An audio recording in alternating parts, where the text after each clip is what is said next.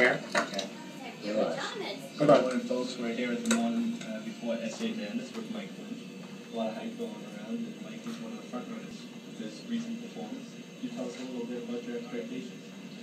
Well, I think that there's going to be a really competitive nature going on here with this competition, and I think it's really going to drive a lot more activity for the program, for our corresponding district. But I don't think it's even going to be close. I know there's about 5 or 6 people that I'm worried about, and that's it. Who in particular? Give me 2 people off the top of your head you're worried about. Well, the obvious answer to that question are the girls in the program, because they obviously get a lot of appointments. I don't know if it's because they're really good on the phone or if they just use their You're crossing the line, yeah. No, they use their charm over the phone to all these guys. Hey, I didn't say it. You said it.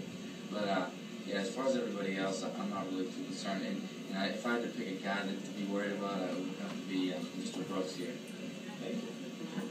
We found this outside the cafeteria. We're trying to see if anybody can decipher what it says. Can you read that out loud? I am Sofa King. We taught it. I know what it means. Thank you. We're live. Folks, we're here with Joe Bonds.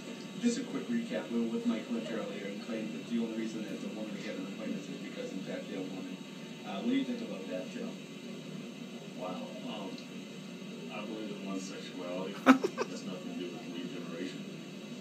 Stated before, don't be a hater, be a lead generator. And that's why everybody loves this guy. So, tell me your thoughts on SA Madness. It looks great. It looks like it's a terrific. I'm sorry. It looks great. It looks like it's a terrific formula for everyone in the sales associate program to generate leads in a competitive manner. I, for one, am looking forward to the possibility of striving to excel. That's pretty exciting stuff, folks. One more quick thing.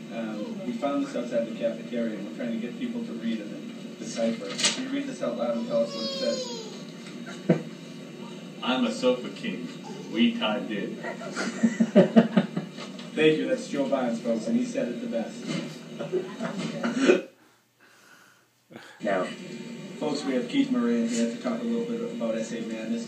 Now, just a brief history of Keith, someone that has been really striving in the program to the point now where he's the ultimate SA in many people's eyes. In fact, he's taught me a lot in my many months here, 3 months. Keith? In terms of SA Madness, I have to look first Cinderellas. I'm looking at Louis Higginbotham. The guy's an absolute machine. You're going to look at Mike DeSimone, 2 guys who I think are going to sell early in the rounds. They're going to get underestimated. Lewis, I think the biggest hurdle that Lewis has to overcome is his heavy Texas accent. He's focusing on Canada now, and just the accent don't mix. So, but if he can penetrate that, we'll see him in the RCA Dome versus Indianapolis. I think people we've got to really watch out for big upsets. Dan About. He's already been selected to go to Dell. His mind's elsewhere. He's packing his pool towel. He's packing his SPF. He's going to fail. He's an early round out. I mean, he's going to get a 2 seed in the Midwest. He'll be gone early. So he's my big one. The other one, James Rogan, we look at him. He's going to be another one that's going to have difficulty early because before winning the program went down, he has had enough difficulty focusing with 1 woman in the program. Now we have 4. I just see him as an early round dropout. I mean, he's a great prospect, great skills, but I don't. Let me cut you short here because it's been a hot topic in the interview so far. Yeah. The woman, and a lot of people think that their appointment generator has been just purely on that fact that they're a woman. What do you think? Totally disagree. I think it's pure skill. I mean, that exposure sitting next to most men, it's pure skill. I think that's just media hype that people like you are responsible for. I don't agree with that. We're going to try to stop on that. Mike Lynch was bashing them earlier, and I've got nothing to do with it. Yeah, but that's a pit product. Another guy who's another risk. I mean, can he get focused? He's trying to get a passport. It takes him a full day. He's going to Canada, and I mean, I just don't see it as having the focus to move to the practical. Another people that I'm looking for, Final Four, we look at the Elite 8, we look at the Sweet 16, there's people that I really focus on, someone like Eric Puck. I think in my surprise, who's going to don as Cinderella, really get to the Final Four, Pete Terry. We look at him, very sound technically, untapped resource. I mean, he has been in college for months. He's well rested, so he's going to have good lists. So Pete Terry is going to surprise a lot of people. And as the weeks go on, keep an eye on Pete, because I really think with his technical sound background as well as that just untapped column, what's he been doing? So hopefully, I think he's going to do. Chad Cohenson is another one. He has 6 straight losses going into the Big Ten. he started off strong, had a lot of good activity. He's been traveling. They played overseas. He's another one an early dropout. So I don't see. So, like I said, I think Eric Putnam, he's the one. He's going to be the Syracuse of last year. Good, sound player.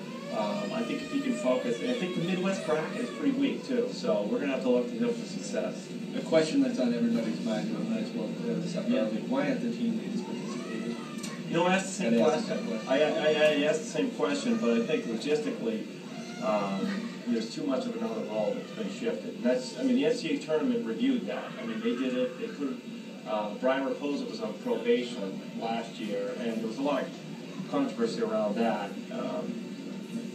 But yeah, I think it would add a lot to the tournament, but it's an NCAA decision. I can respect that decision that they made, the rules committee. Why aren't college athletes paid? I asked the same question. So, Could you do me a quick favor and help Absolutely. us segue in Meg Holden so we can do a quick interview with her?